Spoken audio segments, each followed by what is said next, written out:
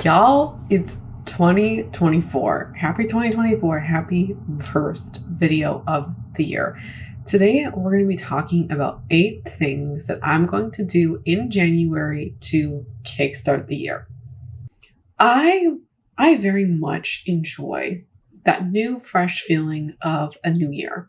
I love it and I want to capitalize it, but I also had the experience last year for the new year to roll around and feel like a chicken with my head cut off. That is something I want to avoid just about at all costs. I really want to set myself up for success for the new year and, thriving. So I'm going to share the 8 things I'm going to be doing this month. And hopefully this video will give you some ideas for what you might want to consider as well. Number 1 is a 2023 reflection. I think the 2 biggest reasons why folks avoid doing a year-end reflection, maybe there's 3. Number 1, they feel like they don't have time or that this should be this hour-long event. Number 2 is that they don't really know what questions that they can ask themselves, like what they should do. Or number 3, they feel like they didn't quite have the year that they wanted. Maybe for a fact 2023 was a crap year. And reflecting on that feels maybe like ruminating or like it wouldn't be helpful. I do get all of those reasons. And let's kind of talk about them each. Reflecting on 2023 can be a 5-minute activity. You can talk about it with your partner. You can literally set out a 5-minute timer and journal about it if that's really all you got. And that can just be your thing. If your options are reflect on it for 5 minutes or don't, I would take the 5-minute route.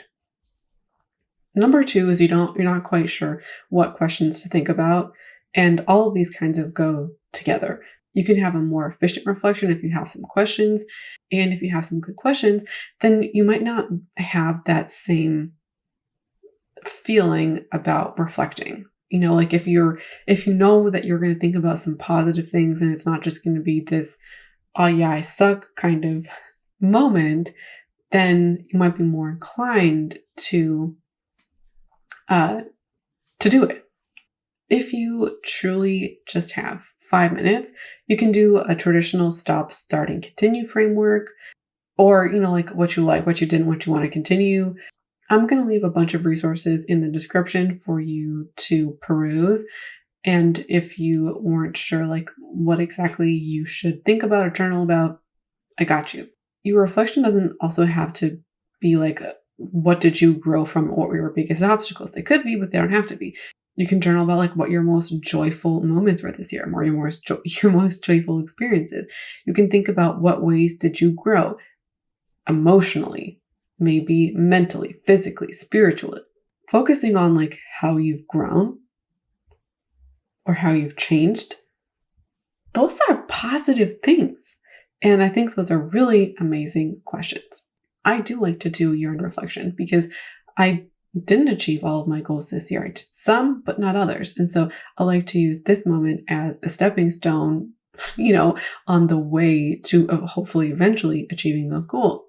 I'm also somebody who wants to live a more intentional and purposeful life.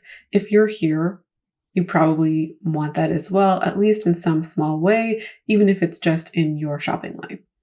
And to have an intentional or more purposeful life, this also means being intentional with your time and being in the driver's seat of your own time instead of life happening to you. You are happening to life. You're telling your time and your energy where to go instead of these things just happening. And I personally can get caught up in the weeds or the day-to-day of life of just letting time happen, letting a day happen, letting a week or a month happen, instead of being more intentional about that time. And it's how we spend our time that allows us to achieve our goals. That is something that I want to improve on in 2024. Number 2 is a partner meeting this is called, I've seen this called different things on the internet. Partner meeting, a partner summit, an end of year review. This is new to me for 2024, and my partner and I are going to do this. It's really meant to be a reflection and a strategy session for 2023 and 2024. So you and your partner can get on the same page. You can share your personal goal with your partner and then also talk about joint goals, things that you want to do or accomplish together, but also ways that you and your partner can support each other. I think, we're going to talk about joys and challenges of 2023. We are probably going to do a life and systems audit and think about, things like finances or life around the home, and also, shared goals, things that we want to do and or achieve together in 2024.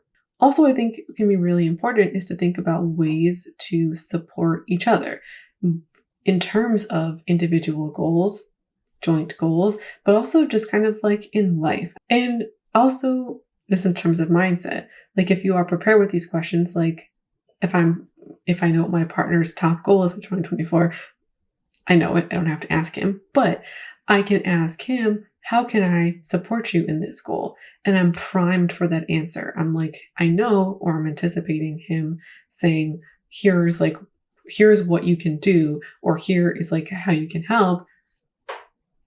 What a great thing to learn. And you can definitely make a date night out of it or have some fun snacks or drinks or whatever, and it can be a good time. Number 3 is picking a word of the year. I have already done this and I was able to find some time, and I took about a week, different pockets throughout 8 or 9 days.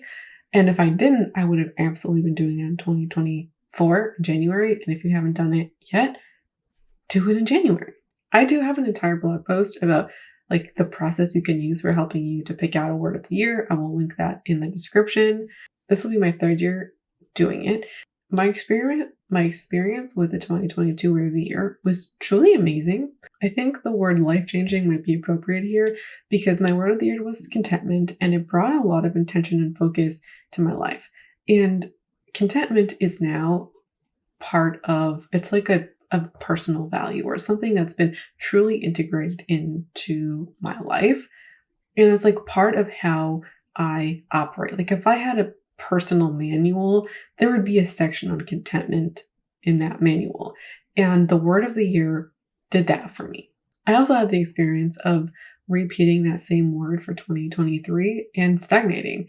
Contentment didn't have the same impact in 2023 as it did in 2022. And that's a wonderful lesson and one that I brought into 2024.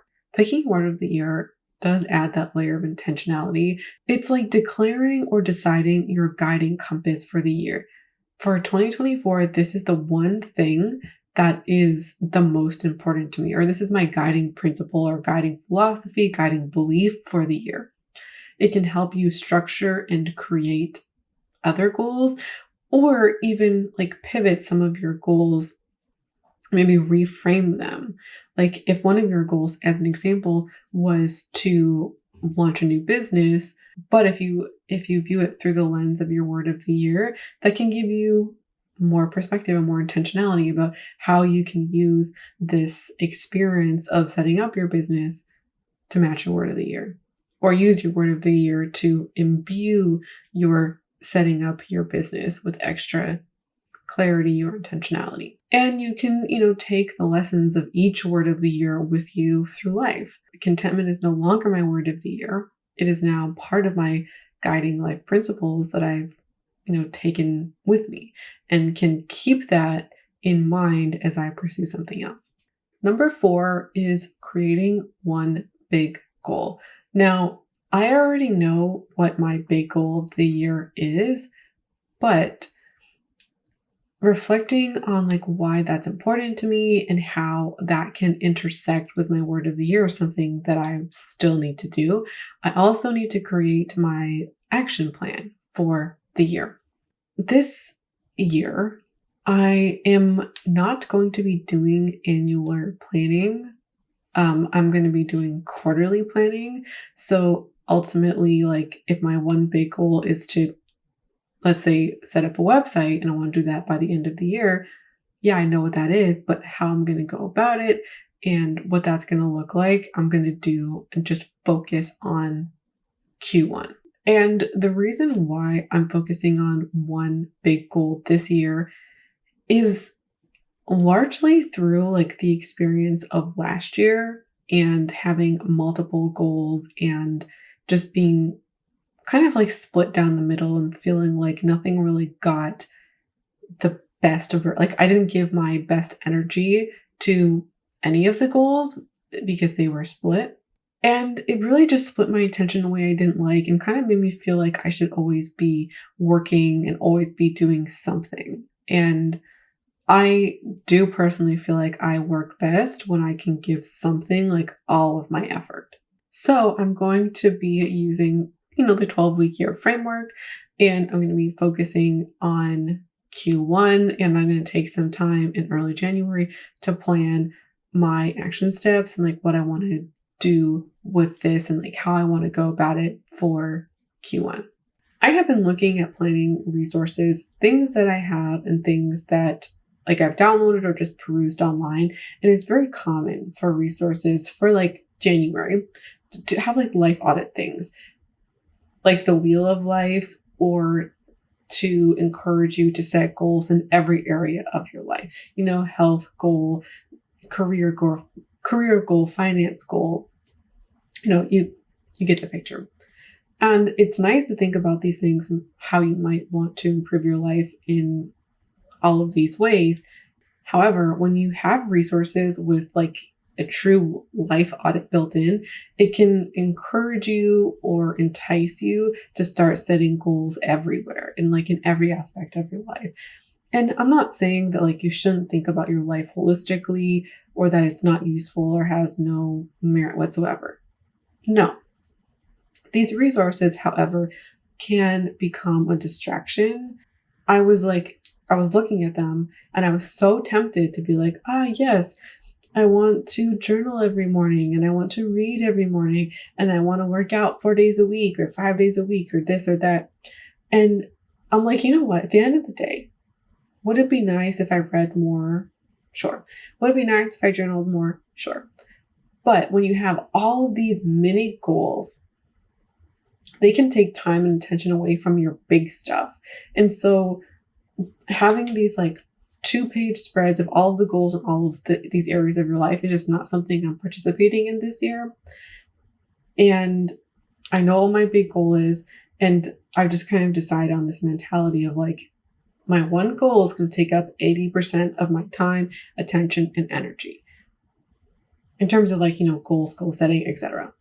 The other stuff can take up the other 20%. But if you're giving them equal energy in the planning stage, you're already not following through with what like you just set out for yourself. And it just can be overwhelming, I think is ultimately what I'm trying to say. And you don't need to work on 12 things at once. And I just feel like personally that's a recipe for disaster. All right, number 5 are setting milestones. I have this really amazing project database in Notion, and I'm going to be setting up my project quite soon. And one of the things I need to take time to do, both like to journal, but also to put into that page, are milestones. So often when we have goals, we think about the outcome that we want, the result that we want, and we can get so focused on that. We don't pay equal attention to celebrating the successes along the way. In the past, like in 2023, I did get better at setting milestones, like setting up, like purchasing my domain, or like, going live on my website, or publishing my first blog post, hitting, writing 10,000 words. I've been better at acknowledging those things, but not so much celebrating them. And so what I'm going to do this year, and it's very important to me, I'm going to set aside time to create my milestones for my goals, but also associate and set up rewards for those goals. And a reward can be something that you already have. It could be time, or it could be like a physical thing that you spend money on. It could be whatever you want. One of my goals is going to be, or one of my rewards is going to be a reading weekend where I just say, screw everything I'm reading. Not screw everything, but that's going to be what I'm working towards. Another one is going to be like putting on a press-on nail set that I have, that like I've owned for like a year, that I've really wanted to wear. And I'm like, you know what? I'm going to save her, and she's going to be my reward for, I'm not sure what milestone, but she's going to be a reward. A big one, if I accomplish this big thing, is probably going to be something that I'm going to buy for myself. To be honest, probably. But it could also be like a dinner, or like a treat, like like an edible treat, or it could be a physical thing. One thing my partner and I have been doing for the past 2 years, think 2, every like milestone for YouTube, we've had a pizza party. It's been a lot of fun, and also like really nice to have somebody to celebrate those successes with. So I encourage you to also set up your milestones and your awards. All right, number 6, we are not going to stay here long because I have a whole video about it, and that's Noby January. I will link my intro video if you want to watch that if you're interested in participating with me. But for January, I'm going to basically just be buying essentials / replacements only. And it's going to help inform my content for January too. I do really enjoy Noby January. I love short-term Nobys. I do think that they're really fun now. And I also think that they're a great way to bring the community together. And also, just like on a personal note, doing a Noby adds great like intentionality and clarity and purpose. Like you're kicking off the year with a project, and it also like feels great. If Noby January doesn't interest you, I still think you can apply this concept of creating a project to start your year. And it could be whatever you want. If you want to write a book, you could have like a 30-day writing challenge, or like a 30-day journaling challenge. That would be fun. There's a lot of things that you can do, and I encourage you to get creative. Number 7 are some audits. Every January, I do a YouTube audit, but I'm also going to be doing a Notion audit this year. And I also think that this is a great time to do a financial audit. Specifically for YouTube, I think about not just like the analytics of the year, but I think about like what were my top performing videos that I published this year? You know, which ones had the highest amount of comments? Which ones did I enjoy making? Like what's the content that I really loved making? What's the kind of content I didn't like making?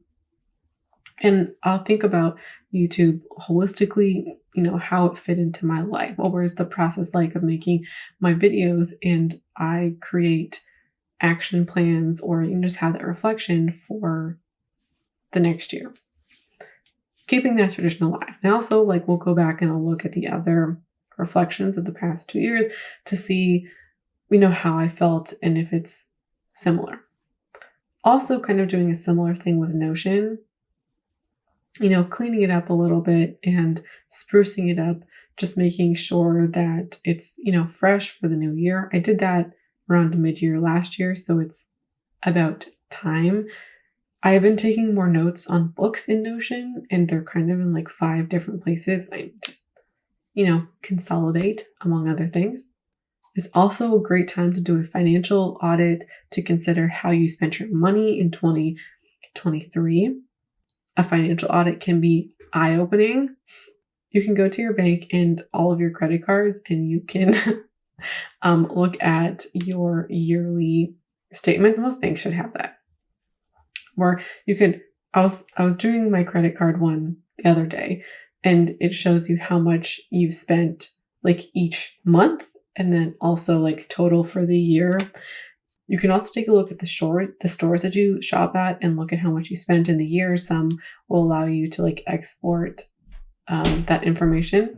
I think usually it's a CSV file, and you can take this big picture look at your finances, and usually an eye-opening thing, and something I would heavily encourage you to do if you're somebody who's, thinking about changing your shopping habits this year.